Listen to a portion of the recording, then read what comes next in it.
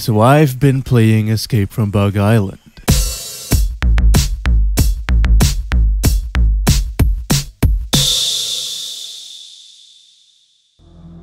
Insects, bugs, arachnids, the creepiest of crawlies, crippling you in fear as they invade your home. Some will only come to watch you sleep, whereas others can turn you blind, make you lose conscience, or even kill you. A single bite can already be enough, and in some cases, simple skin contact will seal your fate.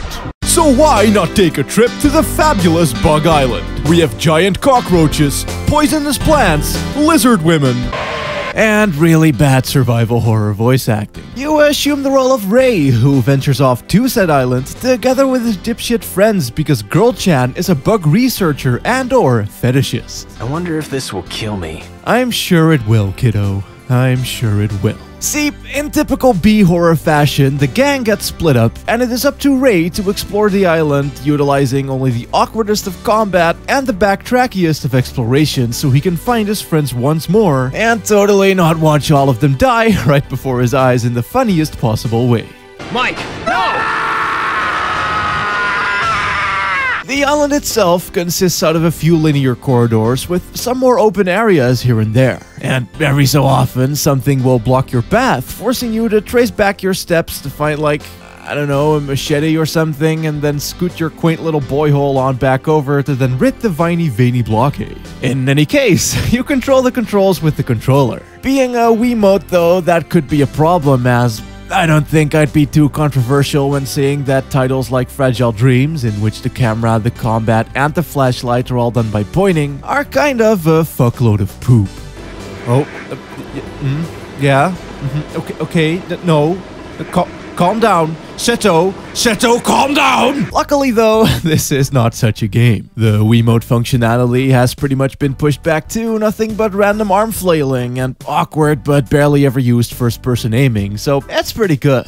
It's nothing like Zelda, where your gestures actually matter either. Instead, you just ready your weapon by holding down B trigger and then simply move your arms about to hit stuff. There are, like, different types of attacks, I guess, like low attacks and high attacks or what have you, but those aren't swing-based as it's actually dependent on the analog stick.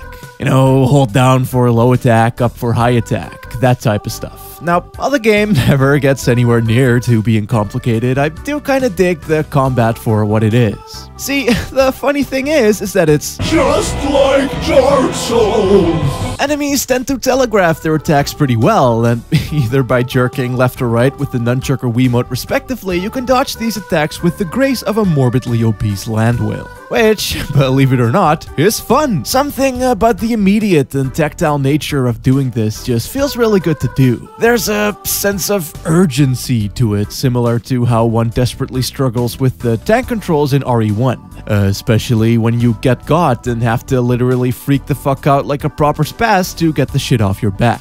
It pulled me in, so to say, and it makes this style of simple dodge and smash combat way more engaging than it would be when just button presses. Though, I should say that some of the mechanics and ideas go a tad underutilized. Like, when in first person, for instance, it's possible to actually thrust your weapon forward by pressing A. You can do this to hit certain enemies' weak spots. However, simply flailing a bitch with even so much as the very first basic ass stick what you get is more than enough to completely deck the shit out of just about everything. So, suffice it to say, I've never actually poked at anything past the tutorial. Same goes for the throwing rocks at shit, which is used in a few puzzles here and there, but upon trying it out once on an enemy at the start, it became abundantly clear why this would never be a viable tactic during combat.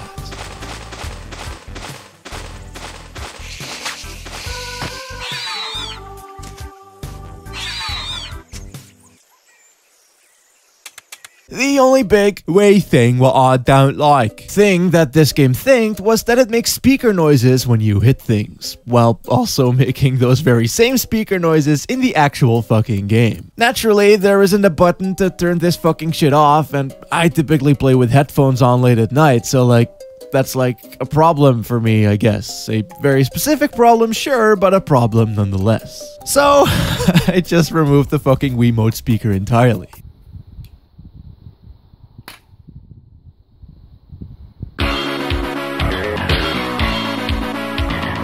But yeah, it's not a very Wii-heavy Wii game.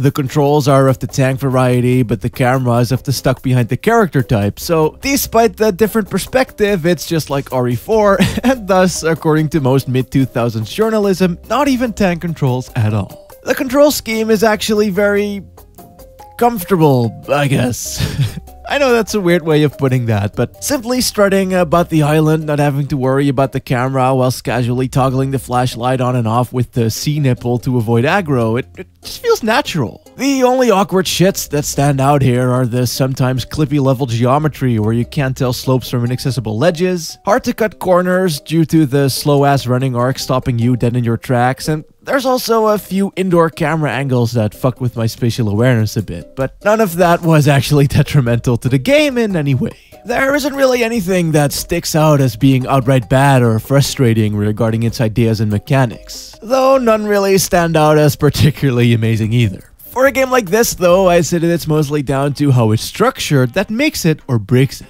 You know, like whether or not if it's paced well or if it reuses too much, and yeah, in Escape from Bug Island's case, well, let's just say that things are a bit mixed.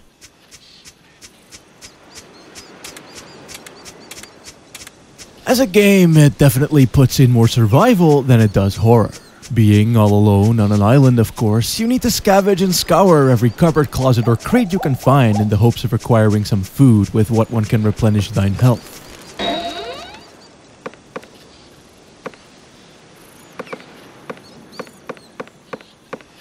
Anything from "got enough food" to a throbbing, pulsating mushroom, just stuff it down your gob and see what happens. See, this island has quite the history, so to say. And so, alongside the many abandoned shacks and died-down campsites, you'll come across all manner of items and even notes left behind by past survivors. I wonder if this will kill me. These are really quite funny, not gonna lie. Besides the fact that all of them play the exact same dramatic 90s soap opera music, they also serve to give you survival tips, aka more in-depth item descriptions and puzzle hints. And I guess they also do a pretty good job of building up some world around this here island by actually giving you the sense that some no doubt hilarious shit went down here. Besides, it's not like you're gonna have anyone to talk to, all alone, on Bug Island.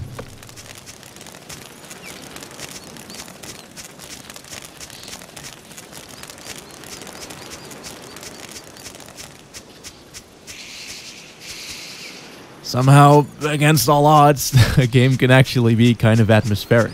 I mean, yeah, sure, it uses poorly mixed stock sounds, the music is awful, the visual style is grey muddy garbage, the lighting is bad, all environments look the same, and it's also nowhere near being scary, but see, instead of relying on any of those things to create its atmosphere, it does so through one simple little mechanic: the map.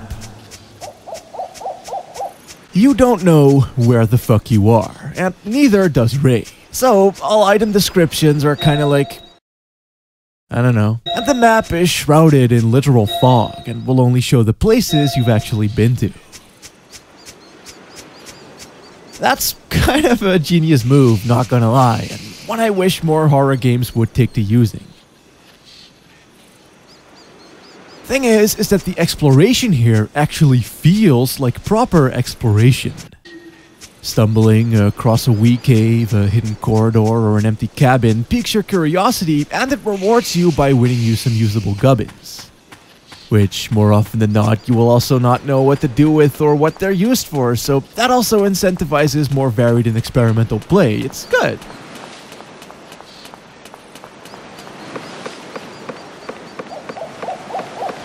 And even then, there's still the odd bug noise causing me to shystily look around in first person, and there are a few jump scares just as well, keeping you on your toes at all times. Though, I will admit that I have a bit of a bug phobia, so this may all very well be just me. Hell, even the fucking beetles from Dirge of Cerberus and those fucking invisible moth things from Resolation 2 sent the literal shivers down my dick. In terms of the audio-visual atmosphere, though, I can't say that the game successfully creates a constant sense of awkwardness.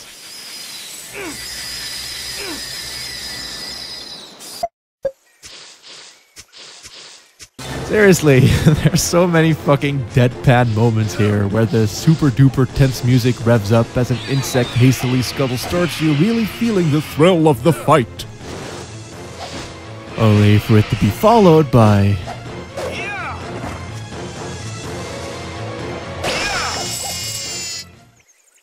silence. It's funny, because of the stupid, janky-ass looking fatalities and the sudden drop to silence, it even has some proper comedic timing to it. I don't think that that's what they were going for at all, but I appreciate it nonetheless.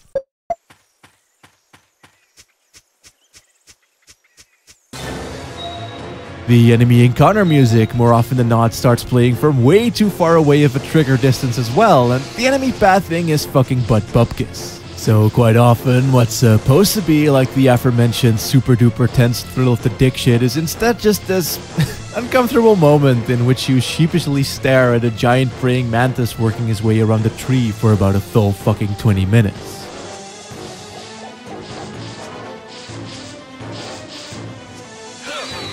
It is the opposite of threatening, and is instead just kind of adorable, really.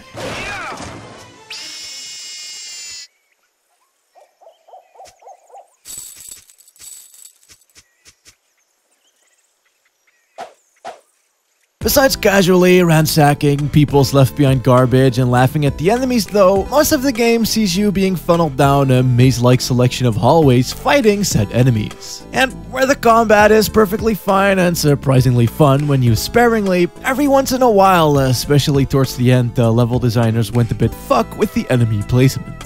Or should I say enemy spawn doors rather, that allows them to keep coming at you, destroying any semblance of rewarding downtime a set amount of areas could have had. I mean, I just love barely being able to move or see because of the literal billions of tiny little butt bugs trying to fuck up my shit. Not to mention actually fighting the damn thing, swinging my arms around RSI in tow through the vague haze of clipping models, bad animations, occasional frame dips, and the fact that the attacks require you to stand still and dudes move fast, so you'll end up hitting the air and just fuck. Making jerk-off motions at a horde of cockroaches can only stay fun for so long is what I'm trying to get at here. And while the game is perfectly considerate of that most of the time, what with it also being about 5 hours long, the few gauntlets style areas are certainly a lot less fun. Especially when the puzzles don't offer much in the way of variety either. I've always wanted one of these. Sure. A rock. The game's protagonist, Ray, is a clever subversion of the typical survival horror protagonist. Where certain unfortunate heroes might be just fine hitting monsters with a stick, Ray is clearly not okay with this. I'm only joking, of course. But he is like a real character, kinda. All characters are, in fact, which is surprising considering everything else. There's the oblivious to life schoolgirl girl who does not understand why the boys be like, hey! Because Japan. There's the Yankee Doodle asshole, aka how Japan sees America, always touting his gun, gracefully cucking you, and talking in douchebag lingo exclusively. And you'll also bump into some other survivors like Fat Nerd, Bitch, and Chubby McMahon Guy. Ray, of course, though, is the insert, just a normal guy here, who is just as scared as he is cynical and annoyed with your shit. He even straight up denounces shitty little fetch quest requests from Fat Nerd, and quite frankly, any real person probably would do too, and I like that. Though I wouldn't misconstrue you into thinking that the story is actually good. It's not. But it is B-movie good, and so it works in the same way that many other cabin horror stories work. Like, whether or not if it's through cheap tropes. No sheep. There are no sheep involved. Making you relate to or Mamoru a certain character, or by hating their living fucking guts because of how unreasonably douchey they are, you'll get tricked into being invested either way. And alongside everything else, that makes for quite the fun little concoction. Like a solid 7.5 out of 10 type of fun, or like 8 out of 10 by IGN standards, but I think you know what I mean.